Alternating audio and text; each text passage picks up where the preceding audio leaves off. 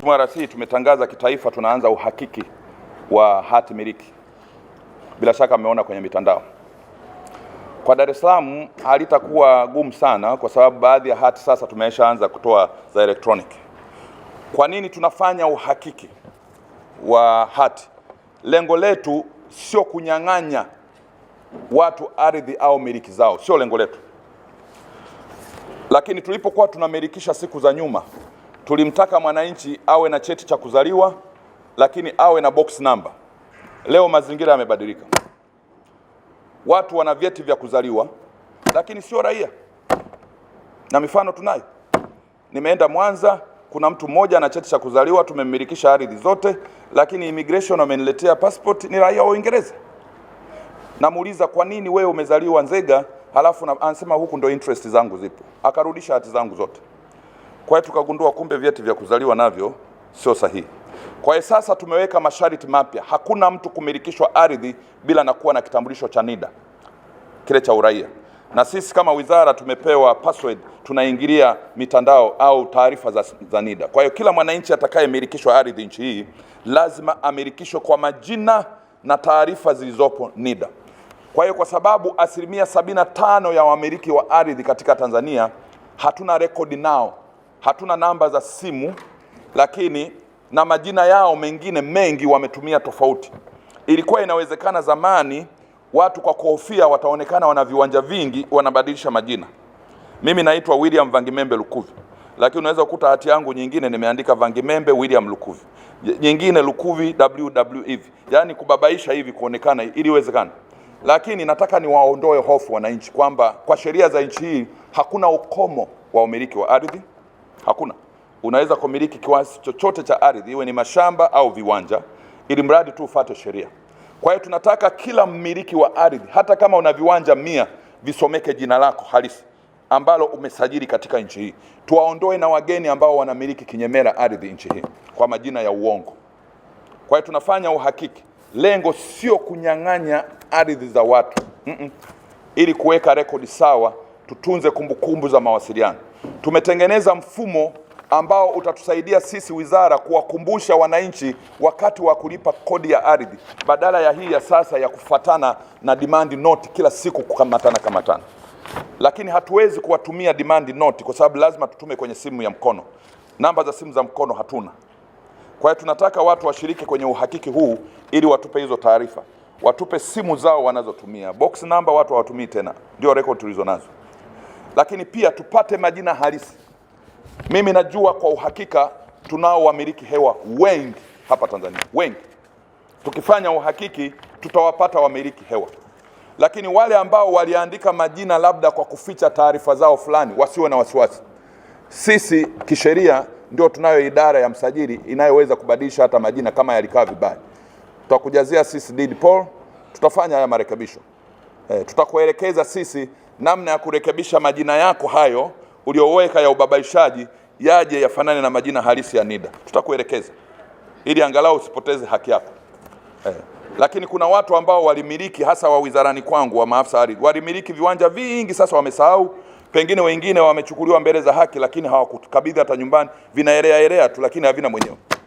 Uhakiki huu tutajua wamiliki hewa waliopo. Kwa hiyo naomba wananchi washiriki, wasiogope. Tunataka kutunza kumbukumbu. Hatutaki kujua wewe una viwanja vingapi kwa sababu kwa sheria za nchi hii hazina ukomo, kwamba hatuna ukomo fulani amiliki kiasi fulani cha mashamba au viwanja. Lakini tunaweka kumbukumbu vizuri kwa sababu kwa sasa tunataka tuunganishe nchi nzima kielektronic. Tulikuwa tunafanya kianalogia, sasa tunataka kufanya kielektronic. Tunataka hata mwenzako akitaka kufanya, akija kusearch kiwanja chako bila wewe kuwa na habari, kwa sababu sasa tutaweka barcode. Utapata message kwenye simu, kiwanja chako Heri, kuna mtu leo kakiulizia hapa, unayo habari? Maana kuna watu huko wanaokuja kufanya search. Wewe uko nyumbani huko, lakini kishajua plot number anakuja kusearch, anataka kujua tu ni cha nani. Sisi tukifanya search tutaweka barcode ili kukujulisha wewe mwenye kiwanja kwamba bwana kuna mtu hapa kaja kwetu kufanya search kiwanja chako, unajua? Na tunataka hata mabenki wakija wasije kwetu kufanya search, wafanye huko. Wakifanya kule benki, kabla hawajapata yale majibu watatuma hela zetu, halafu tutatoa majibu kwenye mtandao kwamba kiwanja hiki ni cha nani. Tupunguze congestion kwenye ofisi zetu, lakini tunataka utendaji wa kielektroniki. Lengo letu ni kuboresha kumbukumbu, sio kunyang'anya viwanja vya watu. Kwa hiyo nitaka niliseme hili kwa sababu nafikiri kwenye mitandao mtakuwa mmeshaanza kuona fomu fulani ambazo zinahitaji uhakiki. Uhakiki huu tunataka kurahisisha, hasa kupunguza uwezekano wowote wa uvamizi na ujambazi kwenye ardhi kwa kupata taarifa sahihi. Sisi tukipata taarifa sahihi, hata kiwanja kinabadilishwa jina, tutakutumia taarifa mwenye kiwanja asilia, kwa sababu tunayo namba yako ya simu, tutakuarifu kwamba kiwanja chako kinaibiwa. Kwa hiyo naomba viongozi wote wa wilaya, hili jambo mkiulizwa mseme kwamba lina heri zaidi. Lakini pia kule wilayani tutakapogundua kwamba kuna viwanja hewa, tutawapa watu wengine. Mnao mamlaka, mna kamati za kugawa ardhi, mtagawiwa watu wengine wenye shida ya kujenga wafanye, pamoja na sawa na vile viwanja vya 20,000. Ukikuta mahali pengine pana mapengo, gaweni watu wengine wajenge. Tunataka kila mtu amilikishwe kisheria ili apate nyaraka sahihi za ulinzi wa ardhi yake, lakini ashiriki katika kulipa kodi. Halmashauri lazima zitenge bajeti ya kupanga na kupima maeneo yenu, kwa sababu kwa kufanya hivyo tutamilikisha ardhi, na ukimilikisha ardhi wilayani lazima ujivune kwamba na wewe umechangia walipa kodi wa kudumu kwenye daftari ya walipa kodi. Kwa sababu wilaya fulani ukikabidhi hati moja leo kwa mwananchi, ujue umemuingiza kwenye daftari la walipa kodi kwa miaka 99. Sasa je, ukiwa na mkakati wa kurasimisha na kuwaingiza wananchi 100 waliopata hati miliki na wakalipa, lazima walipe kodi kwa miaka 99. Mpaka unapoondoka unaweza kujikuta umesababisha walipa kodi wapya labda 3,000, 5,000, 6,000 ndani ya daftari la walipa kodi. Kwa hiyo zoezi hili la upangaji, upimaji na umilikishaji kupitia njia hii, upimaji shirikishi na urasimishaji, na lenyewe linatusaidia kuingiza walipa kodi wapya. Lakini ila uhakiki, kama nilivyosema, nitaka niliseme hapa mlijue. Msije mkaona maswali yanatembea na nyinyi hamjui. Yana nia njema.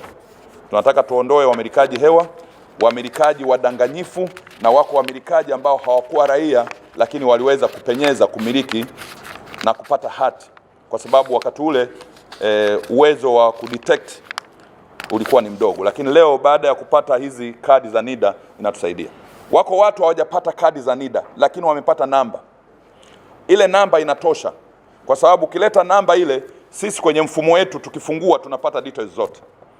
Ni hawajapata tu ile kadi, lakini ile namba inatosha kwenye uhakiki. Mtu mwenye namba atahakiki, mwenye hati ambaye hana kadi lakini ana namba ya NIDA atuandikie hiyo, kwa sababu ile namba sisi tukiigonga tunapata kwenye mfumo wa NIDA, tunapata details zote.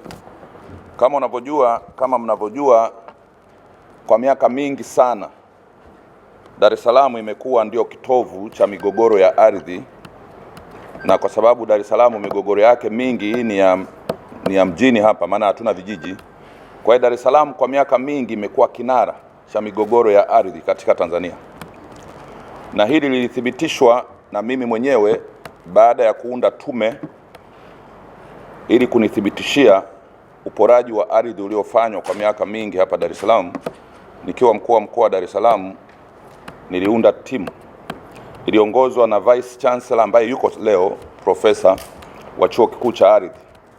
Nikataka aniambie kwa nini open space zote za Dar es Salaam zimeibiwa na kwa nini utendaji wa sekta ya ardhi Dar es Salaam haufuati sheria. Na kwa sababu walikuwa wakiomba practicals wanafunzi wao Dar es Salaam, halmashauri zilikuwa zinakataa, ilibidi waahirishe mitihani waje wafanye kazi yangu. Na mimi niliwapa funguo zote za masjala mpaka za siri za halmashauri zote kwenye mafaili ya serikali.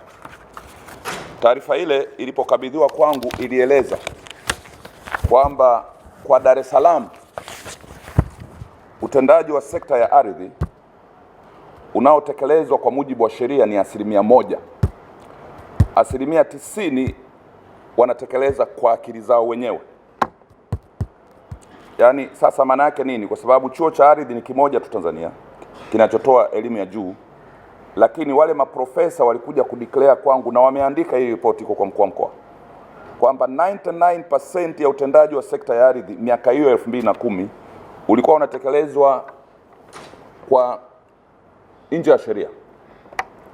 Na walipofika Kinondoni, katika mafaili 4,000 walioyakuta ya watu waliochukua hati siku hiyo, maana mengine walificha, mle ndani mafaili yote 4,000 waliyakuta ni majarada, hayana nyaraka hata moja. Wakati wao wakifundisha ni kwamba mtu akikabidhiwa hati hivi, lazima kule kwenye ardhi ilikopimwa faili lake walikute lina nyaraka zisizopungua 16.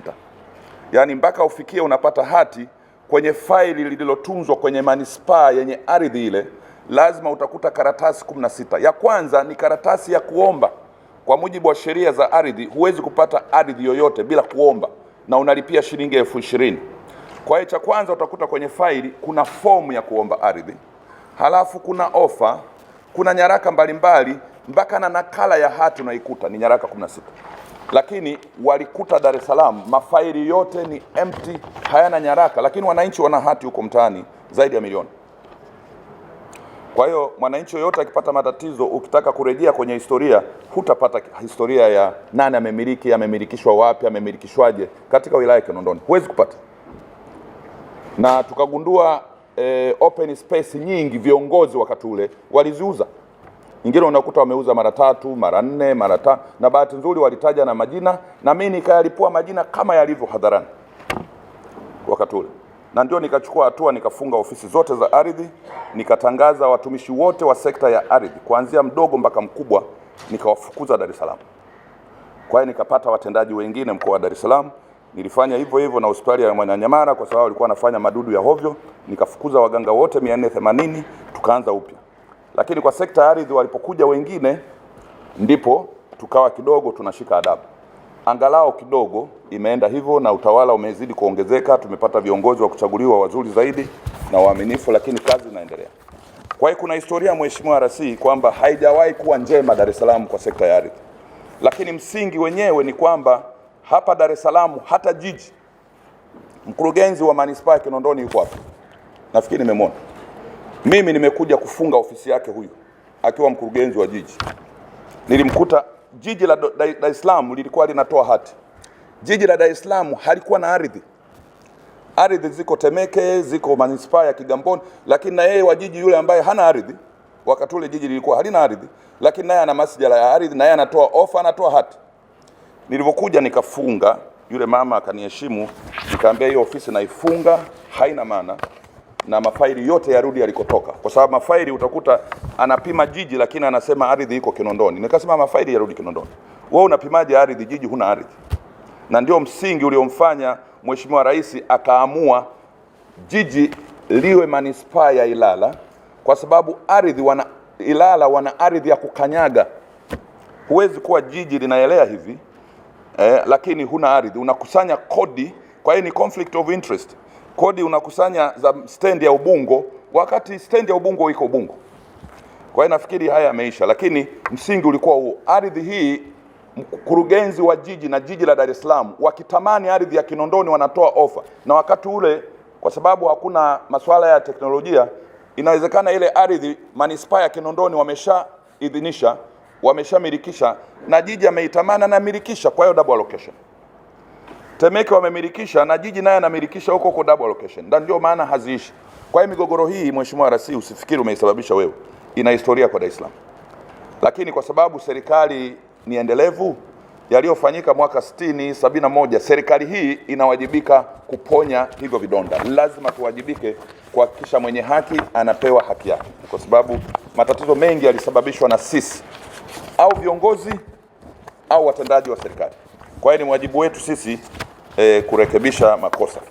Na hivi sasa mkiangalia, ni kweli matatizo mengi yamepungua sana Dar es Salaam baada ya kuona viongozi wengi wamejihusisha na marekebisho haya. Kwa hiyo nitaka kusema hiyo historia, msije mkakaa mkasononeka mkasema labda mtaonyeshwa vidole kwamba mmesababisha. Yapo, na inawezekana mkaondoka mkayaacha, lakini jukumu letu tunataka tuhakikishe kwamba angalau awamu hii ya 6 tumalize yale makubwa ambayo yana makundi makubwa ya watu ambayo yanazunguka kila wakati. Sasa hapa Dar es Salaam iko migogoro mingi ambayo inajulikana. Ukiacha tatizo hili la umilikishaji wa viwanja, Zamani kulikuwa na double allocation. Mtu anamilikishwa kiwanja hiki, alafu mwingine tena ikimpendeza afisa ardhi anachukua hela kwa mwingine anamilikisha mtu mwingine. Na walikuwa wanamilikisha kwa karatasi hizi zinaitwa offer. Sasa nimepiga marufuku miaka 5-6, sitaki kuona offer Dar es Salaam au Tanzania nzima. Hatuna offer tena. Ni marufuku mtu kupewa offer katika umilishaji wa ardhi. Sisi tunatoa hati moja kwa moja. Yaani mtu akilipia anapewa hati moja kwa moja, sio ofa ile ya karatasi moja, kwa sababu huko mtaani wanachapisha ofa. Lakini baada ya kuona Dar es Salaam matapeli ni wengi, walikuwa wanachapisha hata majarada yale ya kaki ya ofa. Tuliyakuta sehemu nyingi na mengine tumewakamata sehemu nyingine, wakitaka kujua kwamba kiwanja fulani Mr. Lukuvi alimiliki Mbezi mwaka fulani, basi wenyewe wanatengeneza hati ambayo wanaibackdate inaonyesha kwamba wao walipata kabla ya hapo. Na ili kukufurahisha machoni, ili uridhike kwamba hati yao ni ya zamani zaidi, walikuwa na kiwanda pale Kinondoni, wanatengenezea, wanachemsha yale majarada na karatasi zile kwenye majani ya chai. Kwa hiyo ikitoka ile karatasi imeshaiva majani ya chai, ukiiona tu akija mwananchi na hati yake ile aliyopata kihalali, kaitunza vizuri, ni nyeupe.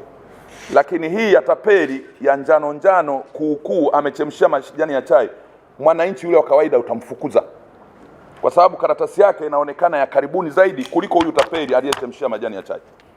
Ndio ujanja wa Dar es Salaam. Kwa hiyo tumebadilika. Dar es Salaam tumewasaidia katika kipindi sasa, nafikiri ni mwaka wa pili. Hatutoi tena hati za karatasi hizi kwa kutumia akili ya binadamu. Tumeanzisha mfumo wa integrated land management system. Sasa tunatoa hati za electronic mkoa mzima wa Dar es Salaam. Tuliamua tugaramie ili kupunguza tamaa za watendaji za haraka haraka. Kwa hiyo kwa Dar es Salaam wilaya zote mjue hakuna mtu atakayepewa hati ya karatasi yale ya majarada. Atapewa hati ya karatasi moja na electronic. Na ndio maana juzi kwenye Sabasaba tumediriki kutoa hati kwa siku moja. Mtu akileta nyaraka anapewa hati siku moja ya electronic. Kwa hiyo tumefika hapa. Ni Dar es Salaam tu tunafanya hivi, lakini pia tumebuni mfumo kama huu kwa kutumia wataalamu nilionao wizarani. Tunataka tumeanza mwezi huu wa 7 pale kwenye jiji la Dodoma. Lakini kwa Dar es Salaam sasa angalau mfumo huu umetusaidia kupunguza akili za kawaida. Leo ilikuwa lazima afisa ardhi fulani akipewa na kanjanja au tapeli huko, ameona eneo fulani alijamilikishwa, anakuja kumuuliza afisa ardhi, bwana pale Buguruni pale kwa Mwanyamali pale kwenye kona. Basi afisa ardhi anachukua ramani, anachukua mafaili yote, anasoma, anajua ni plot namba fulani na fulani. Wanaangalia, wakigugo kidogo wanajua huyu maskini alishastaafu. Basi wanatengeneza ofa nyingine. Leo hakuna afisa ardhi anaruhusiwa kuona taarifa zote za ardhi, kwa sababu kila mtu amepewa password ya kuona anachokusudia tu. Hawezi kuona kuanzia mwanzo mpaka mwisho katika Dar es Salaam. Hawezi. Na wengine hawathubutu kabisa kwa sababu hawana password, watatumwa tu. Kwa hiyo tumefikia hapo kwa Dar es Salaam. Na ndio maana utaona sasa migogoro mipya haitokei sana kwa ardhi ambazo mnataka kumilikisha. Lakini migogoro inafanyika kwa maeneo mapya kama huko Kigamboni ambako bado ardhi nyingi haijapangwa, haijapimwa. Kwa hiyo la kwanza, Mheshimiwa Rais, naomba mtusaidie sana wilaya kusimamia kwamba mfumo huu unaenda vizuri. Ilala mlikuwa na tatizo hata la kutupa ofisi tu. Kuweka ile mitambo ya kutoa hizi hati ilikuwa shida sana. Kigamboni nako tumechelewa sana, jengo haliishi. Kwa hiyo tunaomba mjue kwamba wakurugenzi, kazi hii ya kusimamia na waheshimiwa wakuu wa wilaya, nyinyi mlipoapa kiapo cha kutawala wilaya zenu, maana yake ni nini? Mmeapa kutawala ardhi, kwa sababu mipaka ya utawala wenu ni mipaka ya ardhi ya wilaya zenu. Kwa hiyo rasilimali kubwa ambayo mmeapa kuitawala ni ardhi. Na ili muitawale vizuri, lazima mjue kwamba ardhi ile na yenyewe inatawalika kisheria. Wanaomiliki ardhi kwenye wilaya zenu wanamiliki kisheria. Hapo ndio mtaitawala ardhi vizuri.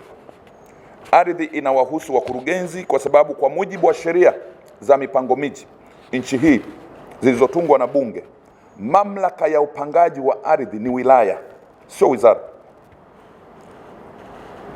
Kila wilaya inalo jukumu la kupanga na kusimamia mpaka na development plans, ni kazi ya wilaya. Mimi kama waziri siwezi kusema nije Kinondoni niseme nataka hapa nyumba ijengwe ghorofa 5. Hapana. Ni nyinyi mnapanga. Siwezi kusema nataka barabara hii iwe mita 7, sio kazi yangu. Tunashirikiana tu kwamba mkipendekeza basi awepo mkubwa wa wizara ana sign, ana endorse kwamba mpango wenu ndio huu. Ili mkibadilisha, kama kuna mtu anataka kubadilisha huko, lazima na mtu wa wizara aridhishwe tena. Mbona mlipanga hivi, leo mnabadilisha namna gani? Kwa nini hapa mlipanga makazi halafu ghafla leo mnataka kufanya petrol station? Lazima michoro, mabadiliko ya matumizi ya mpango mliopanga nyie, lazima sisi turidhie. Lakini upangaji ni nyinyi. Usimamizi wa siku kwa siku wa ardhi ndani ya wilaya zenu unaanzia na kuishia kwenu. Sisi hata hati, anayeandika hati leo hii ni maafisa wenu wa wilaya, na mitambo ya kutoa hati tumewawekea huko. Yaani wanagonga, wanaingiza kila kitu. Halafu tumesema waje wa print kwa commissioner pale, wana print tu. Na hapa wanaleta kwa commissioner ili kujiridhisha walioandika kule Ubungo ndio yenyewe kweli. Hiki kiwanja kipo, maana michoro yote tumeshaiweka, tumeintegrate kwenye mfumo.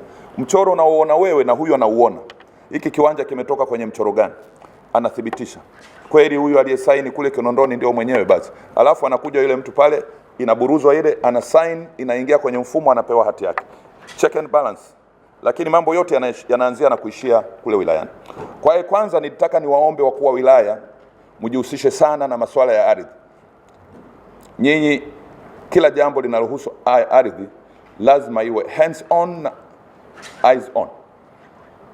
Ukijifanya tu hands off umeliwa, kwa sababu mwisho wa yote watarudi kwenye ofisi za wakuu wa wilaya na kulialia na mtakuwa na matatizo. Kwa hiyo tushirikiane kuhakikisha kwamba mfumo huu wa integrated land management system unaimarika.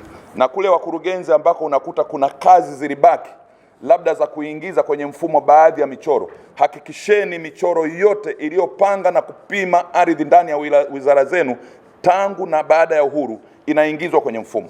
Sisi tumeanzia mahali fulani, lakini kuna faili fulani huko wilayani kwenu huko hazijawa scanned kuingia kwenye mfumo. Sasa wakurugenzi, kueni macho. Inawezekana ni maafisa ardhi hawapendi ziingie, manake kama zisipoingia kwenye mfumo, maana yake ardhi zinazosimamiwa na mafaili hayo baadhi zinafanywa kwa mkono. Msikubali. Hakikisheni nyaraka zote za ardhi zilizopo zinazosimamia ardhi ndani ya wizara zenu na michoro yote iliyopangwa na kupima ardhi miaka yote iingizwe kwenye mfumo, ili muondoe kabisa uwezekano wowote wa ukanjanja na udanganyaji ambao unafanywa na maafisa ardhi huko kwenye wilaya zenu. Mtakuwa mmepona, kwa sababu hata nyinyi mkitaka mnaweza mkaona kila kitu, lakini kibaki kwenye mafaili hamtaona. Sasa inawezekana tumeanzia mahali, lakini huko nyuma hatujaskani. Toeni pesa waskani haraka. Skana mnazo, tumeshawapa. Mskani ili kila kitu kikae kwenye mfumo. Asiyetaka nyaraka zikae kwenye mfumo, huyo analake jambo. Kwa usalama wenu tutumie mfumo. Unarahisisha sana kazi. Na ndio maana nimeagiza kwa Dar es Salaam. Tulikuwa na viwanja hapa, Mheshimiwa RC, miradi ya 2020 zamani wizara ilifanya. Miradi inaitwa maarufu sana, miradi ya viwanja 2020. Lakini wizara yangu imeendelea kung'ang'ania ile miradi mpaka leo. Nimeagiza mwezi uliopita Dodoma, nataka nirudie hapo. Kamishna nimeshamwambia. Miradi yote iliyokuwa inatekelezwa kwenye wilaya, kwa mfano kule Ilala kule sijui Buyuni sijui na wapi, michoro na usimamizi yake ikabidhiwe wilaya Ilala, wahangaike nayo. Msikae nayo wizarani. Toeni record, michoro na historia waliomilikisha, waende wakafanye uhakiki ili tujue, kwa sababu kila walipopima wizara viwanja 2020 leo kuna wamiliki hewa. Kwa sababu ndani ya kompyuta zao, na mimi sio mjinga, ni mjanja. Ndani ya kompyuta zao nilikuta kuna watu wamemiliki na initials badala ya majina. Sasa nataka kila wilaya ichukue michoro kutoka kwa commissioner ya viwanja vyote 2020. Vile vya Temeke mchukue. Vile sijui vya Kigamboni mchukue. Halafu mjiridhishe wale wamilikaji wako. Kama mkikuta kuna wamilikaji hewa, vile viwanja mvifute, mumilikisha watu wengine wenye sifa. Ili barabara zile zilizotengenezwa, si kazi ya wizara kutengeneza zile barabara, ni manispaa mtengeneze wenyewe, kwa sababu ni sehemu ya ardhi yenu. Kwa hiyo viwanja vile ulikuwa mradi umekwisha, nataka sasa usimamizi wake uendelee kusimamiwa na halmashauri. Kwa hiyo kila mtu arudishe zile ramani kule kwenye ardhi iliko, ili wahangaike wenyewe, na kero na matatizo zijibiwe na halmashauri zinazohusika. Hapa mbele yenu nataka nimtambulishe, hakutambulishwa, Kamishna Matagi. Yupo? Yule pale. Yule ni mtu wa polisi yule. Anatoka kwenye ofisi ya DCI. Mheshimiwa Rais, labda nitoe kwa ufupi migogoro mikubwa hapa Dar es Salaam. Kwa upande wa Kinondoni upo mgogoro mkubwa sana wa cha simba, cha tembo, cha chui. Majina maarufu ya wanyama lakini ndio majina ya mitaa ya Dar es Salaam. Hapa kuna mgogoro mkubwa ambao umesababishwa na uvamizi wa wananchi katika maeneo hayo ambao ni maeneo yanamilikiwa na kiwanda cha kuzalisha simenti. Lakini mwaka 2003 kiwanda kilishtaki wananchi hawa, walikuwa kama 975, ili mahakama iamue eneo ni la nani. Mahakama ikaamua kwamba eneo ni la kiwanda. Wale wananchi hawakukata tamaa, wakakata rufaa mahakama ya rufaa. Kabla hawajakata rufaa, kiwanda kilichukua oda ya mahakama ya kuwaondoa wale wananchi pale, wawe evicted. Wananchi wakaomba amri ile izuiwe mpaka kesi yao ya msingi isikilizwe. Mahakama ikazuia ile amri ya kuwaondoa. Mahakama ya rufaa ikasikiliza kesi na kuamua kwamba ardhi ile ni mali ya kiwanda yenye hati 3 na wananchi lazima waondoke. Kwa hiyo kuanzia wakati huo kumekuwa kunafanyika jitihada mbalimbali za namna ya kuwatafutia eneo, na nilipokuwa mkuu wa mkoa hapa Dar es Salaam mwaka 2009 tuliamua kuwatafutia eneo Kibaha. Lakini baadaye kwa sababu za kibinadamu, Mheshimiwa Rais wa awamu ya 4 aliniomba hebu nizungumze na kiwanda ili tuone kama wanaweza wakabaki, lakini walipe gharama kidogo kama acquisition. Kila mmoja alipe, maana amevamia, lakini tutafute bei fulani alipie pale pa square mita ili wabaki Dar es Salaam.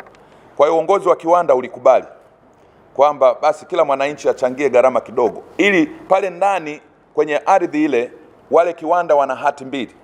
Wana leseni ya madini kwa sababu pale chini ndio kuna chokaa ambaye ni raw material ya kiwanda. Kwa hiyo kukaa kwao pale maana yake wamepunguza lifespan ya uzalishaji wa kiwanda. Kwa hiyo ikabidi sasa tufanye utaratibu kuwaomba wale wananchi wakubali kulipa, kila mtu alipie acquisition fee kidogo, tuwape hela hawa wa kiwanda ili wakatafute raw material mahali pengine, kwa sababu ile imejengewa nyumba ili kiwanda kiendelee kufanya kazi. Kwa hiyo wale wananchi wakakubali, tukaendelea, na ndio maana wamebaki pale. Tumepima kila mtu na kiwanja chake, lakini hawawezi kumilikishwa kwa sababu zile hati bado ni za kiwanda. Ili wamilikishwe lazima kila mmoja achangie gharama kulingana na kipande alichovamia. Wakichangia wote tumpe zile hela yule mwenye kiwanda, halafu aturudishie hati, tupunguze lile eneo, tuwamilikishe wala wananchi, kila mtu apate hati yake. Kwa hiyo tulipokwenda kwenye market value wakati ule ilikuwa inaonekana lazima wenye kiwanda wanadai shilingi 20,000 per square meter. Tumechukua muda mrefu zaidi ya miaka 6 tumehangaika, lakini mwaka huu nilikwenda pale na Mheshimiwa DC wa Kinondoni ambaye sasa ni katibu mkuu wa Chama cha Mapinduzi, tukakubaliana na kiwanda kikaridhia kwamba wale wananchi, pamoja na kwamba market value na ni bei ya serikali ya chief value ingeweza kuwa shilingi 20,000, market value shilingi 40,000, wakakubali kila mwananchi alipie shilingi 6,419 per square meter kama gharama ya kulipia ile ardhi walioivamia. Sisi tunaita acquisition fee. Na mkurugenzi wa Kinondoni alikubali kufungua account. Wale wananchi watakaolipa zile acquisition fee zitawekwa mle, alafu watamlipa yule mwenye kiwanda. Baada ya hapo kila mmoja sasa process ya umilikaji kwa hati itaendelea.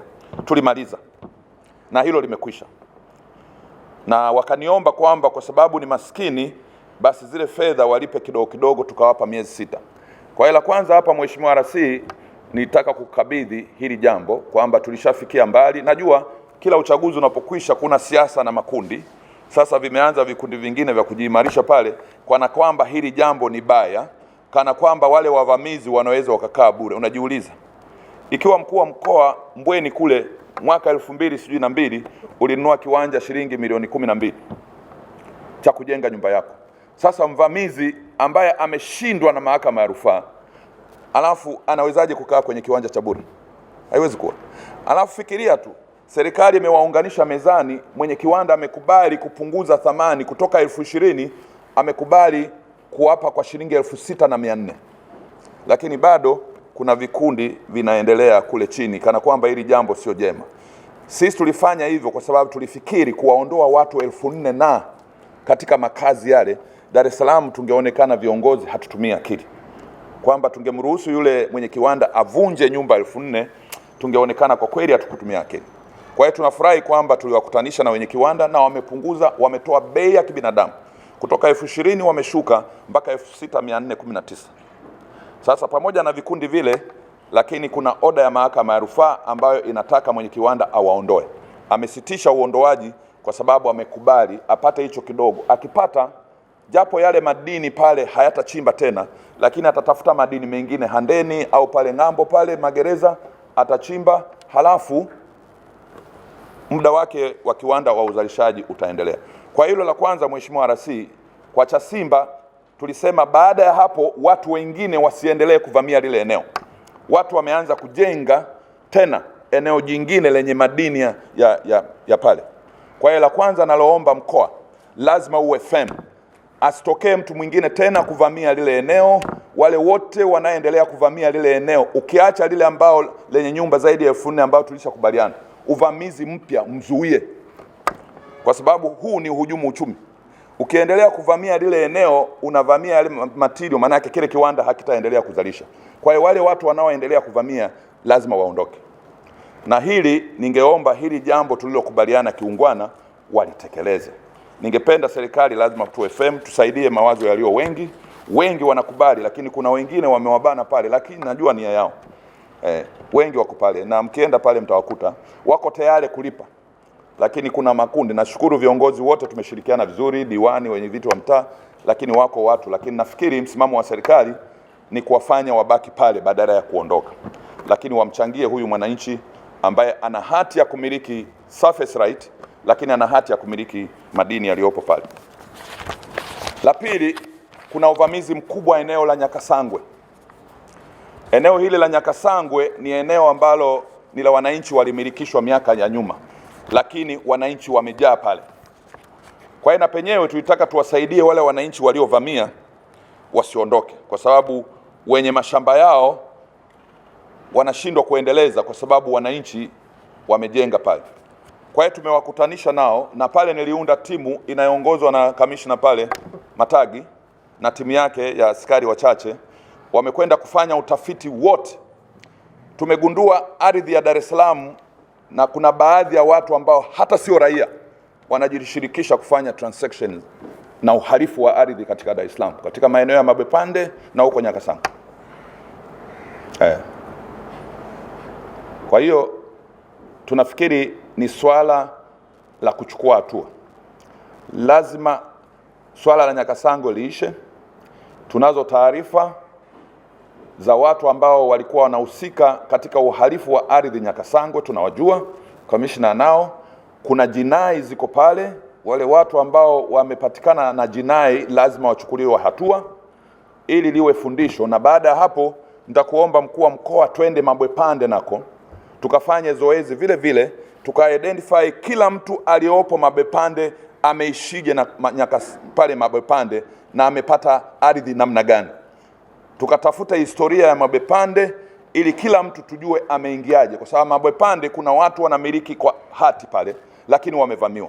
Watu wengine wastaafu na heshima zao hawawezi kuishi Mabwepande kwa sababu kuna watu ambao ni wajanja na matapeli tu wamevamia ardhi za watu waungwana na watu wenye ardhi zao, na wengine wananyaraka, lakini wamejenga na wanaendelea kuuza kila mara. Na vikundi hivyo sasa vimehamia na Kigamboni. Wengine wanatumia mpaka silaha za jadi kutisha watu wenye mali zao. Polisi wanajua katika vituo, maana wameanzisha vituo vingi kule. Katika kesi nyingi kule ni za ardhi na uvamizi wa ardhi. Ni kesi ya kila siku.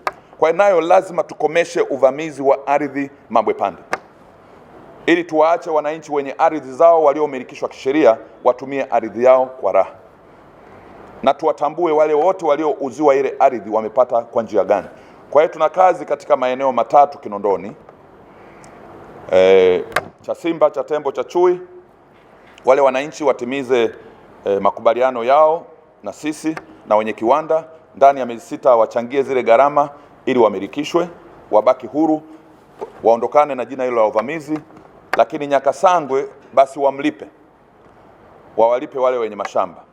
Lakini hapa katikati nitakuomba tushirikiane na uongozi wa Kinondoni, tuwaite wale mashamba ili tujue ni kiasi gani wangehitaji kulipa per square meter, kwa sababu nao wanabishana kidogo. Lakini tutafanya utaratibu wa kuwaita wenye mashamba mmoja mmoja, ili kila mmoja tumwambie bei elekezi ambayo wananchi wale wangeweza kulipa, sio bei ya soko. Maana bei ya soko wananchi wa kwetu, pamoja na kwamba wanaishi Dar es Salaam, lakini hawana uwezo huo. Tutafanya bei elekezi ili angalau na wananchi waweze kulipa kidogo kidogo tumalize. Kwa Mabwepande tutakwenda kufanya mkutano wa hadhara, waliniomba, mkuu wa mkoa aliyepita aliniomba na wananchi waliniomba. Tutakwenda kufanya mkutano wa hadhara, Mheshimiwa Rais, pamoja na wewe, ili tuwaambie kazi tunayotaka kufanya, na nafikiri lazima tu-identify matatizo kwanza, ili tujue wenzetu wale watuelekeze namna ya kushughulikia hayo matatizo. Lakini migogoro kama hii midogo midogo inanukia mahali pengi. Kule Kigamboni iko migogoro mingi. Kuna watu wamehodhi maardhi mengi sana kule, lakini hawataki kupanga wala kupima na wala hawatumii. Na sasa kwa sababu eneo pekee lenye ardhi iliyo huru kidogo ni Kigamboni, kwa hiyo wale matapeli na majangiri wa ardhi sasa wamehamia Kigamboni kidogo, maanake kule angalau unaweza kupata mashamba bado yamebaki. Kwa hiyo swala la pili hapa ni kuzuia Kigamboni nayo isivamiwe kama ilivyovamiwa Kinondoni, maeneo mengine yaliyokuwa yamebaki. Kigamboni lazima iwe salama, ili angalau maeneo ambayo yamebaki yapangwe vizuri, yapangwe na kumilikishwa vizuri. Kuhusu maeneo ya viwanda tunayo ya kutosha.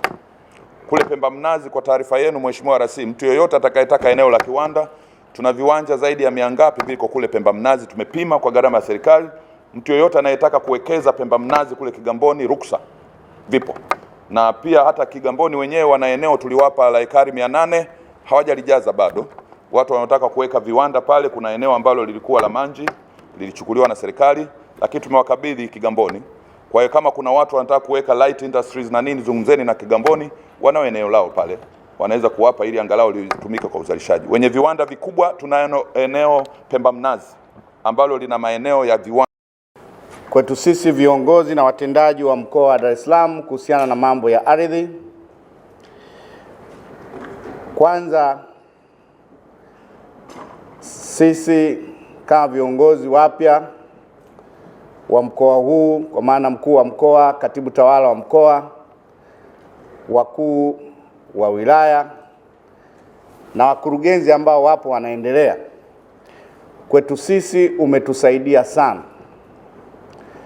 Na kwa yale ambayo yalikuwa hatuna uelewa wa kutosha kuhusu migogoro uliyoiongelea mikubwa, umetupa nguvu sasa ya kwenda kusimamia.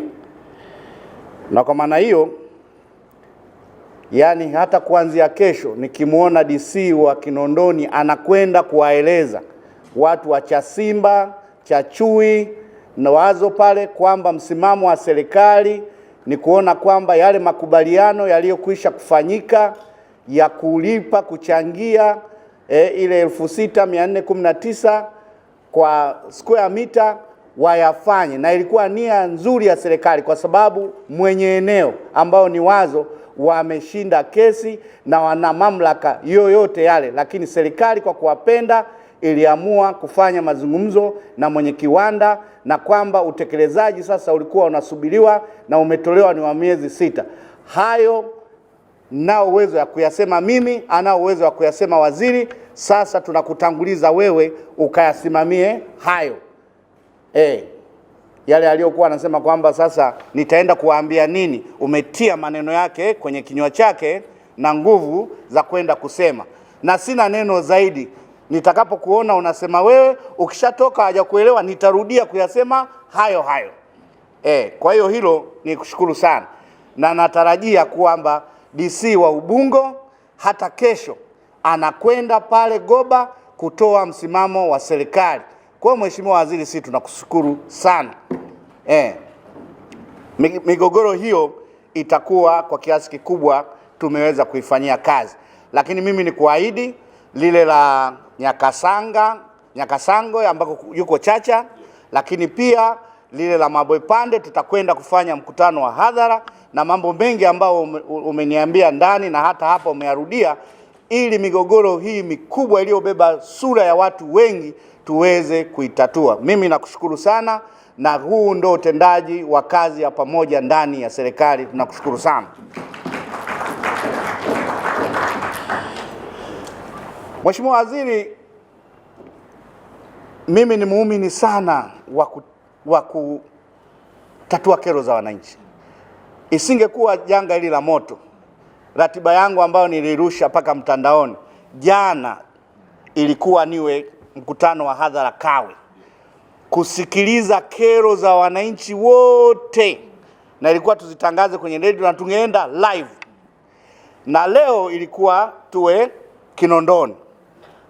Sasa mimi naomba nikusaidie. Nataka sasa mimi nipite kwanza, niratibu migogoro yote, tuiweke kwenye daftari ile yenye mamlaka yangu, na hawa chini tunaimaliza. Tutakapokuita tunapita, ambia huu hapa, maliza huu hapa, tuweze kumaliza. Kwa hiyo hilo tutakusaidia, na wiki ijayo kama tutapata nafasi tayari tunaweka utaratibu wa kuzunguka. Mimi nimesema sio wilaya kwa wilaya, jimbo kwa jimbo kwa hapa Dar es Salaam. Lingine Mheshimiwa Waziri, ni ile ambalo umelisema la watendaji wa mitaa. Hili sasa kwa sababu tuko hapa halihitaji lele mama. Maelekezo yako ni agizo na wakurugenzi wako hapa, jamani, likatekelezwe. Kwamba watendaji wale tuwape barua ya kuwatambua watu wanapopewa maelekezo kutoka huko wilayani, wao ndio wawe watekelezaji na waratibu na waone katika mtaa. Kwa hiyo hili halina mjadala, linakwenda kutekelezwa, na Dar es Salaam tunataka iwe eneo ambalo tunaanza kabisa na watu wengine wajifunze kwetu. Tunakushukuru sana Mheshimiwa Waziri kwa kutamkia hapa mkoa wa Dar es Salaam. Lakini pia umeongelea swala la wapimaji binafsi.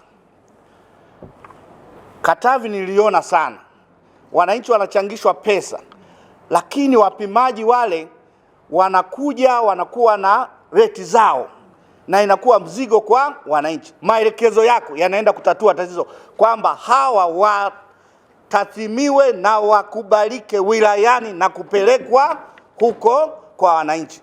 Hilo nalo litekelezwe, wakurugenzi wako hapa. Lingine Mheshimiwa Waziri, ni kushukuru sana